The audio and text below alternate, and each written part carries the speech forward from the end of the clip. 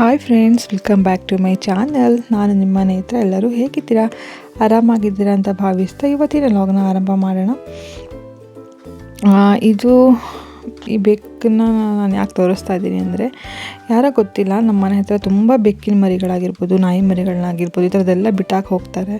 ಪಾಪ ಅದು ಊಟ ತಿಂಡಿ ಇಲ್ದೇ ಕೂಗಿ ನಮ್ಮ ಮನೆ ಹತ್ರ ಬರುತ್ತೆ. ಇಲ್ಲ ಕೆಲವೊಂದು ಸತಿ ಬೀದಿ ನಾಯಿಗಳು ಕಚ್ಚಾಕಿ ಸತ್ತೋಗಿರ್ತವೆ. ಈ ಥರದ್ದೆಲ್ಲ ಆಗುತ್ತೆ.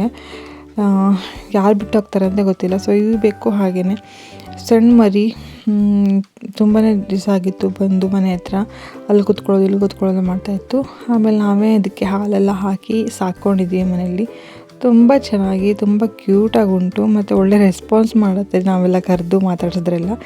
ಇದಕ್ಕೆ ನನ್ನ ಹೆಸರನ್ನ ಭೀಮಾ ಅಂತ ಇಟ್ಕೊಂಡಿದ್ದೀನಿ. ಹುಡುಗ ಇದು, ಅದಕ್ಕೆ ಗಂಡು ಬೇಕು, ಅದಕ್ಕೋಸ್ಕರ ತುಂಬಾ ಕ್ಯೂಟಾಗಿದೆ ಅಂತಲೇ ಹೇಳ್ಬೋದು. ಹಾಗೆಯೇ ಇವಾಗ ಪ್ರೆಗ್ನೆಂಟ್ ಆಗಿದ್ದರೆ ಗೌರ್ಮೆಂಟಿಂದ ತುಂಬಾ ಒಂದು ಅನುಕೂಲತೆ ಇದೆ ಅಂತಲೇ ಹೇಳ್ಬೋದು.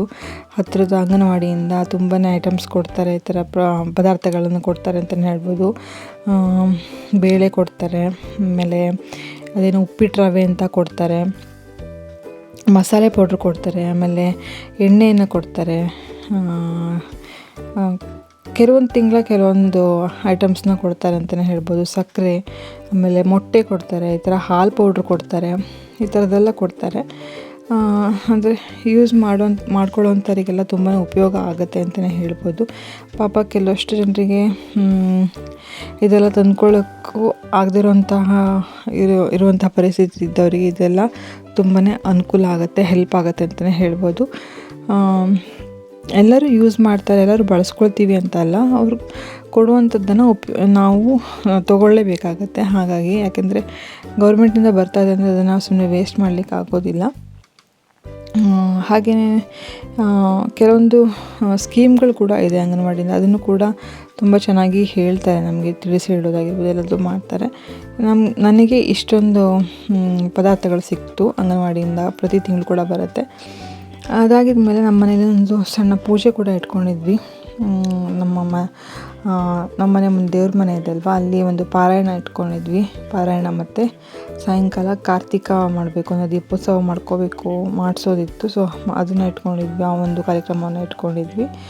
ಯಾರಿಗೂ ಹೇಳಿರಲಿಲ್ಲ ತುಂಬ ಜನರಿಗೆ, ಯಾಕೆಂದರೆ ಮೊನ್ನೆ ಅಷ್ಟೇ ಒಂದು ಫಂಕ್ಷನ್ ಆಗಿರೋದ್ರಿಂದ ಮತ್ತೆ ಫಂಕ್ಷನ್ನಿಗೆ ಹೇಳೋದೇನು ಬೇಡ ಅಂತ ಹೇಳಿರಲಿಲ್ಲ. ನಮ್ಮ ಮನೆಯವರಷ್ಟೇ ಮಾಡಿಸಿದ್ವಿ, ಭಟ್ಟರನ್ನ ಅಂದರೆ ಪುರೋಹಿತರನ್ನು ಕರೆಸಿ. ಸಾಯಂಕಾಲ ದೀಪೋತ್ಸವದ ಪೂಜೆಯನ್ನು ನಮ್ಮ ಮನೆಯವರೇ ಮಾಡಿದರು. ಇದು ಕಾರ್ತಿಕ ಮಾಸ ಆಗಿರೋದ್ರಿಂದ ಚಂಪಾಷಷ್ಠಿ ದಿವಸ ಆಗಿರೋಂಥ ಪೂಜೆ ಆಯಿತು. ನಿಮಗೆ ಈ ಲಾಗ್ ಬರಲಿಕ್ಕೆ ಸ್ವಲ್ಪ ಲೇಟ್ ಆಗುತ್ತೆ ಅಷ್ಟೇ. ನೋಡ್ಬೋದು, ದೇವರಿಗೆ ಮಧ್ಯಾಹ್ನನೇ ಅಲಂಕಾರ ಮಾಡಿ ಪೂಜೆಗಳೆಲ್ಲ ಆಗಿರುತ್ತೆ.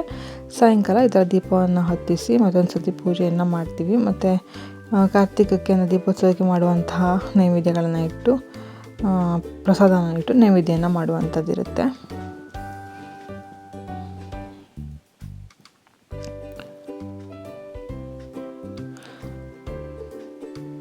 ನೋಡ್ಬೋದು, ಡೈಲಿ ಲಾಗ್ ಮಾಡಿ ಅಂತ ಕೇಳ್ತಾ ಇದ್ದೀರಾ. ಡೈಲಿ ಲಾಗ್ ಮಾಡೋಕ್ಕೆ ಟ್ರೈ ಮಾಡ್ತಾಯಿದ್ದೀನಿ. ಎಡಿಟಿಂಗ್ ಮಾಡೋಕ್ಕೆ ತುಂಬಾ ಇರುತ್ತೆ. ಈಗ ಸ್ವಲ್ಪ ನನಗೆ ಎಡಿಟಿಂಗ್ ಮಾಡೋಕ್ಕೂ ಸ್ವಲ್ಪ ಕಷ್ಟ ಆಗ್ತಿರೋದ್ರಿಂದ ಎಡಿಟಿಂಗ್ ಮಾಡೋದು ಮತ್ತು ವಿಡಿಯೋ ಅಪ್ಲೋಡ್ ಮಾಡೋದು ಸ್ವಲ್ಪ ಲೇಟ್ ಆಗ್ತಾಯಿದೆ. ವಿಡಿಯೋಸ್ಗಳಿದ್ದಾವೆ, ಅದನ್ನು ಎಡಿಟಿಂಗ್ ಮಾಡಿ ಅಪ್ಲೋಡ್ ಮಾಡೋಕ್ಕೆ ಸ್ವಲ್ಪ ಡಿಲೇ ಆಗುತ್ತೆ ಅಷ್ಟೇ. ಅದು ಇರುವಂಥ ಕೆಲಸಗಳು ಕೂಡ ನಡೀತಾ ಇರುತ್ತೆ. ನನ್ನ ಸೀಮಂತದ ಕಾರ್ಯಕ್ರಮ ಕೂಡ ಹತ್ತಿರ ಬರ್ತಾ ಇದೆ, ಅದರದ್ದೆಲ್ಲ ಪ್ರಿಪ್ರೇಷನ್ ನಡೀತಾ ಇದೆ. ಶಾಪಿಂಗ್ ಆಗಿರ್ಬೋದು, ಪರ್ಚೇಸಿಂಗ್ ಇರುತ್ತೆ, ಕೆಲವೊಂದೆಲ್ಲ ತಗೊಳ್ಳೋದು ಮಾಡೋದು ಅವೆಲ್ಲ ಇರುತ್ತವೆ. ಅದನ್ನೆಲ್ಲ ಮುಗಿಸ್ಕೊಂಡು ಬಂದು ಸುಸ್ತಾಗುತ್ತೆ, ಮಲ್ಕೊಳ್ಳೋದು ಹಿಂಗೆ ಇರುತ್ತೆ. ಇವರು ನೋಡಿರ್ತೀರ, ನಮ್ಮ ಮನೆಯವರ ಅಜ್ಜಿ ಅಂದರೆ ನಮ್ಮ ಅತ್ತೆಯ ತಾಯಿ ಬಂದವಾಗೆಲ್ಲ ನನಗೆ ಒಂದು ದೃಷ್ಟಿ ತೆಗೆದೇ ಅವರು ಮನೆಗೆ ಹೋಗುವಂಥದ್ದು. ಸೊ ಅವತ್ತೂ ಅಷ್ಟೇ ಪೂಜೆ ದಿವಸ ಎಲ್ಲ ಬಂದಿದ್ರಲ್ವ, ಬಂದವರು ದೃಷ್ಟಿ ಆಗುತ್ತೆ, ಬಸರಿ ಹೆಣ್ಮಕ್ಳಿಗೆ ದೃಷ್ಟಿ ತೆಗಿಬೇಕಾಗ್ತಾ ಇರುತ್ತೆ, ಅವಾಗ ದೃಷ್ಟಿ ತೆಗೆಸ್ಕೋಬೇಕಾಗತ್ತೆ. ಇದೆಲ್ಲ ಅವ್ರದ್ದು ಒಂದು ಪದ್ಧತಿ ಇದೆ. ಆಮೇಲೆ ಚಿಕ್ಕ ಮಕ್ಕಳಾದರೂ ಅಷ್ಟೇ ಹೊರಗಡೆ ಹೋಗಿ ಬಂದ ತಕ್ಷಣ ದೃಷ್ಟಿ ತೆಗೆಸ್ಕೋಬೇಕು. ಹೀಗಿದೆಲ್ಲ ಹಳೆ ಕಾಲದವ್ರ ಪದ್ಧತಿ. ಅದಕ್ಕೆ ನಾವು ಕೂಡ ಒಂದು ಸಮ್ಮತಿಯನ್ನು ಕೊಡ್ತೀವಿ ಅಂತಲೇ ಹೇಳ್ಬೋದು. ಅವರ ಒಂದು ಪದ್ಧತಿಗಾಗಿರ್ಬೋದು, ನಂಬಿಕೆಗೆ ನಾವು ಯಾಕೆ ಬೇಜಾರು ಮಾಡೋದಲ್ವಾ. ಹಾಗಾಗಿ ಅವ್ರು ಹೇಳ್ದಂಗೆ ಕೇಳಿ ಅವ್ರ ಹತ್ರ ಒಂದು ದೃಷ್ಟಿ ತೆಗೆಸ್ಕೊಳ್ಳೋದ್ರಿಂದ ನಮಗೆ ಏನೂ ಲಾಸ್ ಆಗೋದಿಲ್ಲ, ಒಳ್ಳೆಯದು ಆಗುತ್ತೆ.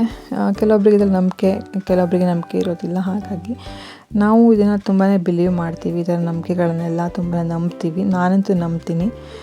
ದೃಷ್ಟಿ ಆಗುತ್ತೆ ಆ ಥರದ್ದೆಲ್ಲ, ಅದೆಲ್ಲ ಸುಳ್ಳಲ್ಲ, ನಿಜವಾಗ್ಲೂ ಹೌದು. ಯಾಕಂದರೆ ಅವ್ರವ್ರ ಅನುಭವಕ್ಕೆ ಬಂದಾಗಲೂ ಮಾತ್ರ ಈ ಥರದ್ದೆಲ್ಲ ಗೊತ್ತಿರುತ್ತೆ. ಹಾಗಾಗಿ ಪ್ರತಿ ಸತಿನೂ ಆಗುತ್ತೆ ಅಂತಲ್ಲ, ಒಂದೊಂದು ಟೈಮ್ ಅಂತ ಇರುತ್ತೆ, ಒಂದೊಂದು ಸಮಯ ಅಂತ ಇರುತ್ತೆ. ಆ ಸಮಯದಲ್ಲಂತೂ ನಾವು ಅದನ್ನು ಒಂದು ಪದ್ಧತಿಗೆ ತಲೆಬಾಗಲೇಬೇಕಾಗತ್ತೆ. ಹಾಗಾಗಿ ಯಾಕಂದರೆ ಎಲ್ಲರಿಗೂ ಇಷ್ಟ ಇರೋದಿಲ್ಲ, ಎಲ್ಲರಿಗೂ ನಂಬಿಕೆ ಇರೋದಿಲ್ಲ ಮೇಯ್ನಾಗಿ. ಹಾಗಾಗಿ ಹೇಳ್ತಾ ಇದ್ದೀನಿ, ಇನ್ನೇನಿಲ್ಲ. ಈ ಥರ ಹಳೆಯವ್ರು ಇದ್ಬಿಟ್ರಂತೂ ಇನ್ನೂ ಖುಷಿ ಆಗುತ್ತೆ ಮನೆಯಲ್ಲಿ. ಅವ್ರು ಕೆಲವೊಂದೆಲ್ಲ ತಿಳಿಸಿ ಹೇಳೋದಾಗಿರ್ಬೋದು, ಮಾಡೋದು, ಈ ಥರದ್ದೆಲ್ಲ ಇರುತ್ತೆ. ಹಾಗೆ ನನಗೆ ನನ್ನ ಫ್ರೆಂಡ್ ಮನೆಗೊಬ್ಬರು ಮತ್ತೆ ಇನ್ವೈಟ್ ಮಾಡಿದರು. ನಮ್ಮ ಮನೆ ಹತ್ರನೇ ಆಗುತ್ತೆ, ಬನ್ನಿ ಚಹಾ ಕುಡ್ಕೊಂಡು ಹೋಗ್ಲಿಕ್ಕೆ ಬನ್ನಿ ಅಂತ. ಹಾಗಾಗಿ ಅವ್ರ ಮನೆಗೂ ಕೂಡ ಲಾಸ್ಟ್ ಒಂದು ಮನೆಗೆ ಯಾಕೆ ಮಿಸ್ ಮಾಡೋದು ಮತ್ತು ಬೇಜಾರು ಯಾಕೆ ಮಾಡೋದು ಅವರಿಗೆ ಅಂತೇಳಿ ಹೋಗಿದ್ದೆ. ನಾನು ಮತ್ತು ನನ್ನ ಹಸ್ಬೆಂಡ್ ಕರ್ಕೊಂಡು ಹೋಗಿದ್ದರು. ಸೊ ಇವತ್ತಿನ ವ್ಲಾಗ್ ಇಷ್ಟೇ ಸ್ನೇಹಿತರೆ. ನಿಮ್ಮೆಲ್ಲರಿಗೂ ಇಷ್ಟ ಆಗಿದೆ ಅಂತ ಅಂದ್ಕೊಳ್ತೀನಿ. ಇಷ್ಟ ಆದರೆ ದಯವಿಟ್ಟು ಆದಷ್ಟು ನನಗೆ ಶೇರ್ ಮಾಡಿ, ಲೈಕ್ ಮಾಡಿ, ಕಮೆಂಟ್ ಮಾಡಿ. ಮತ್ತು ಹೊಸದಾಗಿ ಯಾರು ನನ್ನ ಚಾನಲ್ ನೋಡ್ತಾ ಇದ್ದೀರ ದಯವಿಟ್ಟು ಸಬ್ಸ್ಕ್ರೈಬ್ ಮಾಡಿಕೊಂಡು ನನ್ನ ಚಾನಲ್ ನೋಡಿ ಅಂತ ಹೇಳ್ತಾ ಇವತ್ತಿನ ವ್ಲಾಗ್ನ ಇಲ್ಲಿಗೆ ಮುಗಿಸ್ತಾ ಇದ್ದೀನಿ. Thank you so much. ಮತ್ತೆ ಮುಂದಿನ ವ್ಲಾಗಲ್ಲಿ ಸಿಗ್ತೀನಿ. ಇನ್ನು ನನ್ನ ಸೀಮಂತದ ಕಾರ್ಯಕ್ರಮದ ವ್ಲಾಗನ್ನು ಹಾಕ್ತೀನಿ ಅಂತಲೇ ಹೇಳ್ಬೋದು.